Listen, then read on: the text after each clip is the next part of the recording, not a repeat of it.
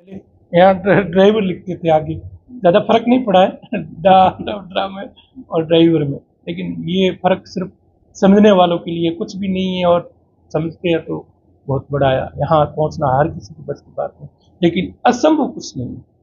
नौकरी है, आपके बीच में कोई संसाधन, कोई ड्यूटी, कोई काम शिक्षा के बीच में नहीं आता।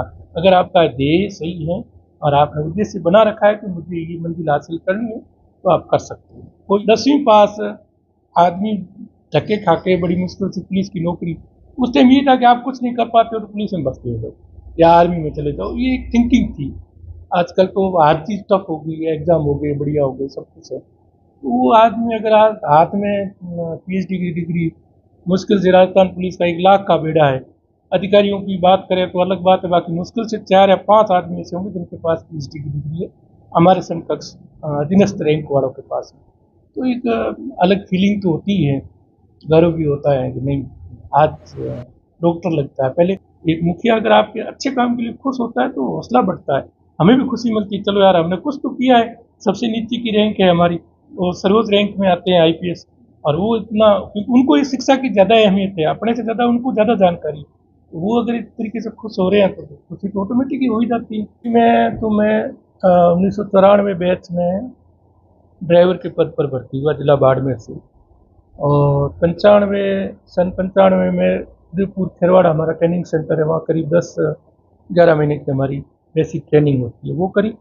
उसके पश्चात आने के बाद 6 महीने का एक प्रोबेशनल पीरियड होता है जिसको अपन व्यवहारिक प्रशिक्षण कहते हैं, तो पुलिस की पब्लिक के रिलेशन के बीच में क्या क्या करना चाहिए वो सिखलाई होती है।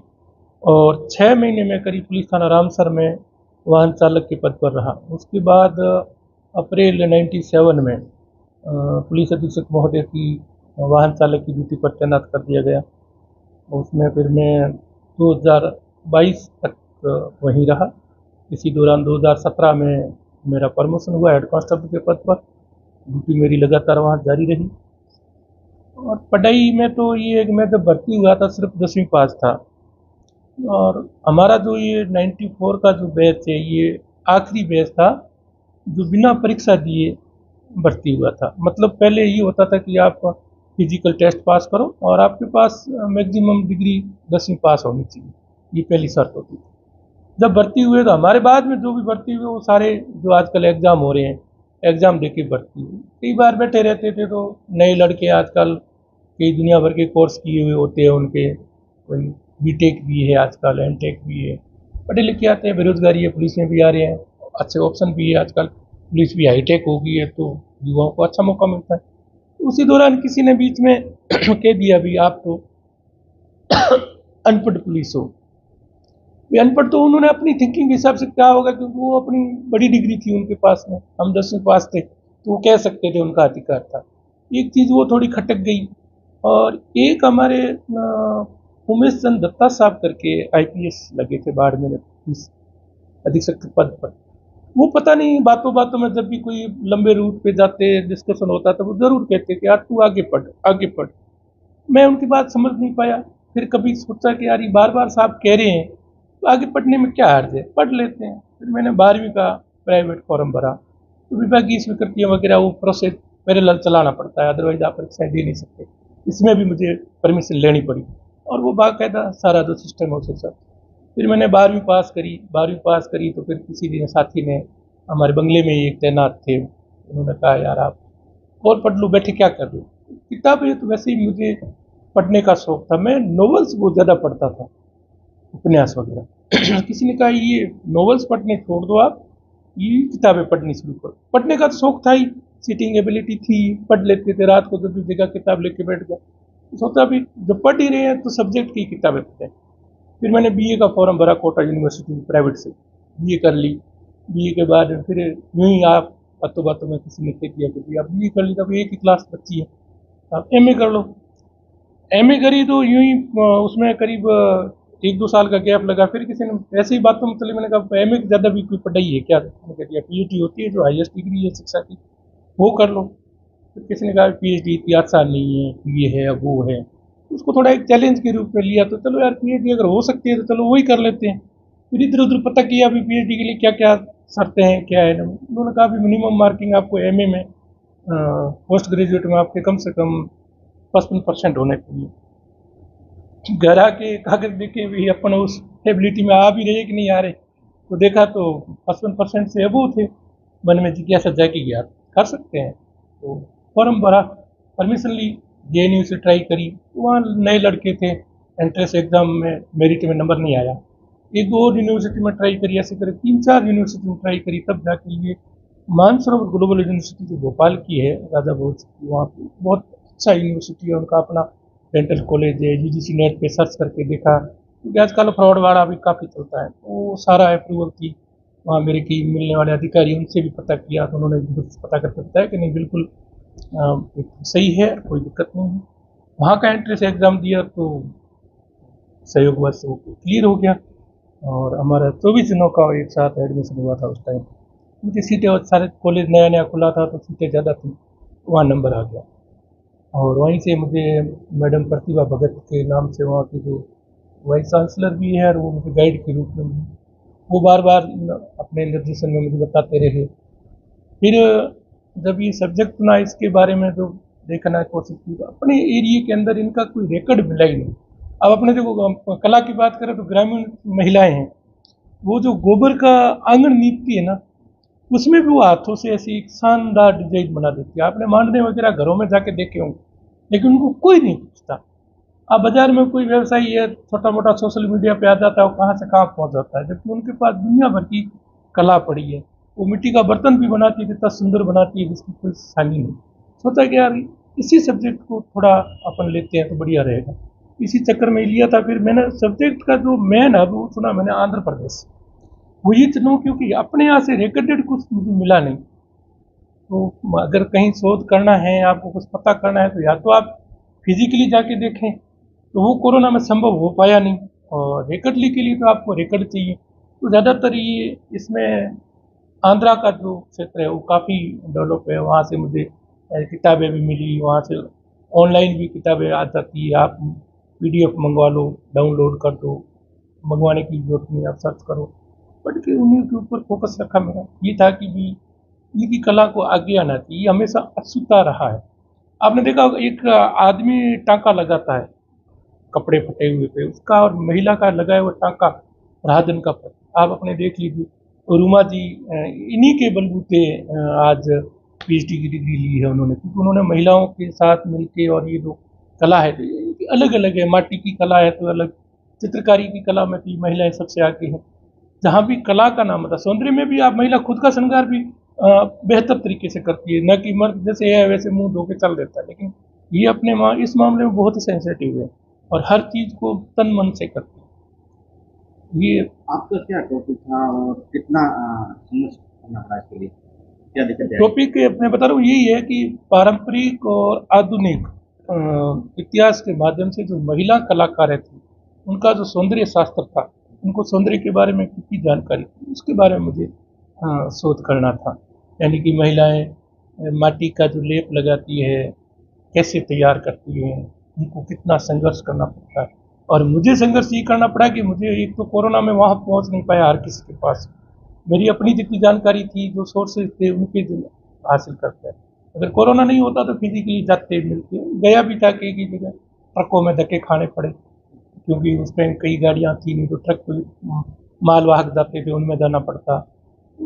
जितना ये है कि दूसरी सबसे बड़ी ड्यूटी ड्यूटी जहाँ भी इमरजेंसी ड्यूटी रही, VIP विजिट रहे, उस दौरान मैंने इस शिक्षा को साइड में रखा।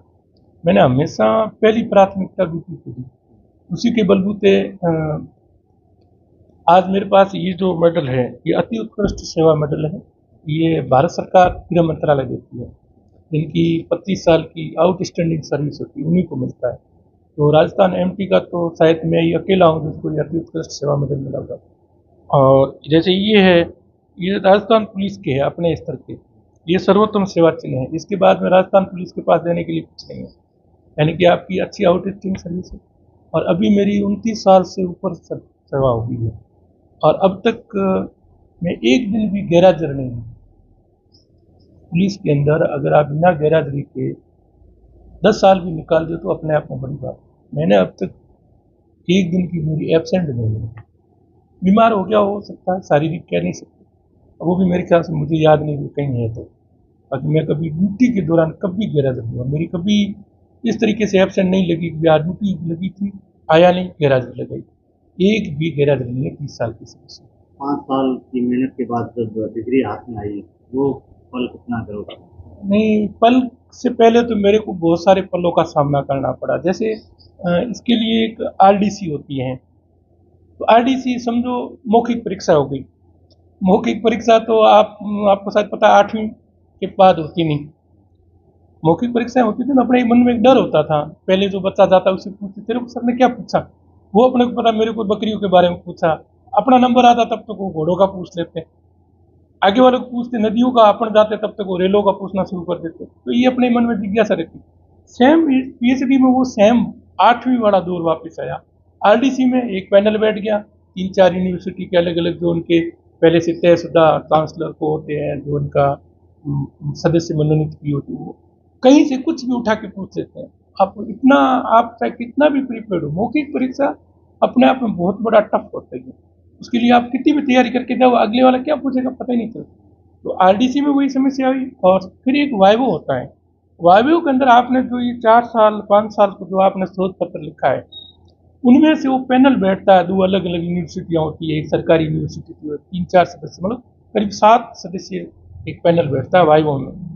उनमें से कोई अपने इस टॉपिक में, हालांकि लिखा हुआ अपना है, लेकिन लिखने में और वहाँ जाके आपको एक्सप्लेन करने में, बताने में बहुत दिक्कत आती है। आप सामने प्रोजेक्टर चल रहा है, उसमें स्लाइड में से किसी एक को क्लिक करके ये देखिए नहीं बैक जाओ, इस स्लाइड के बारे में बताओ, आप बोलिए। वहाँ आपको इतना, मतलब समझो आप 8वीं की मौखिक परीक्षा दे रहे हो, ये वाली स्थिति, यानी 8वीं का दौर आपको पीएचडी के वाइवो में सामने आ जाता है। वो थोड़ा टफ होता है वहाँ, मतलब ऐसे लग रहा है क्या जवाब दूँ उनको, अपना लिखा हुआ अपने से पूछ रहे हैं। और अंदर एक शर्मिंदगी भी होती है कि अगर अपने ही लिखा अपन ही नहीं बता पा रहे हैं, लेकिन वास्तव में ये स्थिति तो अपन बता भी नहीं पाते, लिखने में एक लंबा टाइम लेते हैं और उनमें से कहीं से वो एक चीज उठा के पूछ लेते हैं, एक वो दिक्कत आती है। फिर उसके बाद में वाइवो क्लियर होते ही, यानी कि आपका वाइवो फाइनल हो गया, तो यानी कि आपकी डिग्री कंफर्म होगी। उसके 2 या 3 दिन के बाद नोटिफिकेशन जारी हो जाता है कि आपने शोध पत्र अपना पूरा कर लिया और यूनिवर्सिटी ने उसको एक्सेप्ट कर लिया और आज एज ए आप डॉक्टरेट की उपाधि के धारक होंगे। फिर बाद में जैसे दीक्षांत समारोह होता है, तो हमारा सौभाग्य ये है कि दीक्षांत समारोह में वहाँ मध्य प्रदेश यूनिवर्सिटी में मुख्यमंत्री महोदय मोहन यादव साहब और उच्च शिक्षा मंत्री नरेंद्र सिंह जी परमार साहब, वो मुख्य अतिथि के रूप में और अध्यक्षता के रूप में थे। हमारे को वहाँ बुलाया, तो जिन जिन की जो जो एक सीट पहले से निर्धारित होती है, अभी आपको यहाँ बैठना, मुझे यहाँ बैठना, बैठे। बढ़िया प्रोग्राम था, खुशी भी हो रही थी, क्योंकि एक 10वीं पास आदमी पुलिस की नौकरी, बिल्कुल ही घर बार का ध्यान रखना। हालांकि घर की तरफ से मैं फ्री था, धर्म पत्नी ने मतलब मुझे बिल्कुल ही, मैं ड्यूटी में जाता, मुझे कभी किसी फोन नहीं करता आप कैसे हो, कभी उनको पता है कि ड्यूटी है, ड्यूटी में डिस्टर्ब नहीं करना। जैसे भी घर का काम होगा मैनेज कर लेती है अपना, बिल्कुल ही लगता है कि अब उनके बगैर काम नहीं करेगा, तो ही वो फोन करते, वो भी 1 घंटे से ज़्यादा नहीं, जब फ्री होते वापस बात कर लेते। मतलब घर की जिम्मेदारी अब पूरी उन्होंने संभाली, मैंने पूरी ड्यूटी, तब भी इन दोनों के बीच में इतना टाइम निकला। फिर वो सीट के ऊपर बैठे हैं, जैसे जैसे अनाउंस होता है नाम भी, आप आओ आप आओ, मेरा नाम लिया कि भी आप आओ। मन में ये लगा कि बड़ी मुश्किल से 10वीं पास करके पुलिस की भर्ती हुई, लंबा संघर्ष करना पड़ा, 12वीं करी, बीए करी, एमए करी, फिर पीएचडी की ट्राई करी, पीएचडी में फाइनल भी कर दी, अब डिग्री लेने जा रहा हूँ वहाँ से। और वो मुख्यमंत्री की अध्यक्षता में सीएमओ नरेंद्र सिंह तोमर साहब शिक्षा मंत्री के हाथों से, मतलब लगता है कि नहीं अपने कुछ भी असंभव नहीं है। बड़ा मतलब गर्व भी फील हो रहा था, मतलब एक तरह से सपना सा था भी 10वीं पास आदमी धक्के खा के बड़ी मुश्किल से पुलिस की नौकरी।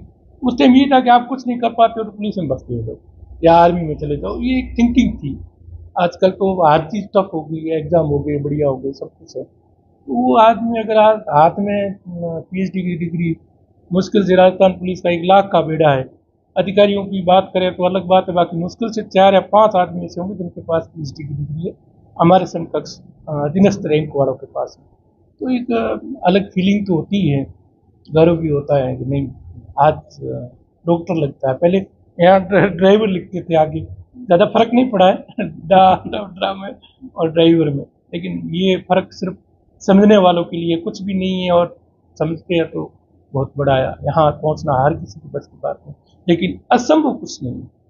नौकरी है, आपके बीच में कोई संसाधन, कोई ड्यूटी, कोई काम शिक्षा के बीच में नहीं आता।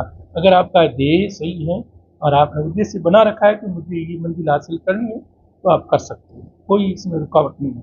बाड़मेर में आने के बाद पुलिस अधीक्षक को भी मुझे उन्होंने भी बताया। हाँ, मैं साहब के पास दरअसल मैंने ये इसका किसी को जिक्र नहीं करता था मैं, तो डिग्री नहीं आई तो पहले किसी को क्या बताऊँ आप क्या कर रहे हो। कोई भी काम फाइनल नहीं होता है तो वो अधूरा ही होता है, चाहे आपने उसके लिए कितना ही समय दिया। मुझे डिग्री मिली हुई दिन की, मैं 4 दिन की छुट्टी गया था, छुट्टी से वापस आते ही कार्यालय में गया श्रीमान जी के पास में, तो साहब को पता चल भी गया था वाया मीडिया वगैरह भी। और जैसे ही अंदर घुसा तो साहब तो बिल्कुल यूँ खुशी मारे उठ के सामने आ गए कि यार बताया ही नहीं मेरे को, डिग्री लेके आ गया।